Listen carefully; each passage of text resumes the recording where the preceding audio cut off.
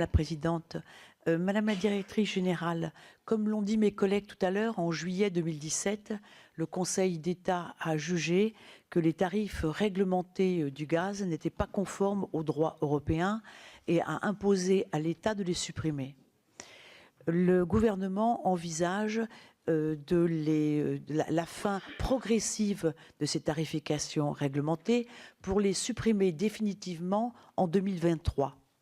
Le médiateur national de l'énergie semble écarter l'hypothèse d'une inscription de la fin de ces tarifs réglementés dans la loi Pacte qui va être présentée au Conseil des ministres le 20 juin prochain. Madame la directrice, pouvez-vous nous indiquer, à votre avis, quel va être l'impact pour le consommateur de la suppression de ces tarifs réglementés du gaz? Merci. Pour ça. Alors, fin des tarifs réglementés, vous en avez parlé, un certain nombre d'entre vous. Là, nous sommes très surpris, je dois vous dire, du traitement dissymétrique par le Conseil d'État des TRV, donc des tarifs réglementés du gaz, comparés à ceux de l'électricité.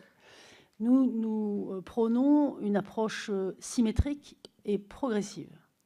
Symétrique parce que dans la capacité à créer ces conditions de concurrence dans un monde où de plus en plus les acteurs viennent avec des offres duales, c'est-à-dire portant à la fois sur l'électricité et le gaz, des règles dissymétriques sont quand même extrêmement pénalisantes.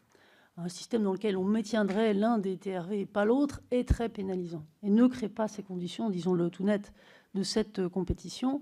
Et progressif, pourquoi? Parce que vous ne pouvez pas demander aux Français du jour au lendemain de passer d'un système où ils ont eu l'habitude d'être, je dirais, de se voir proposer des tarifs réglementés à une situation dans laquelle tout d'un coup ils auraient, dans un temps court, à choisir un fournisseur.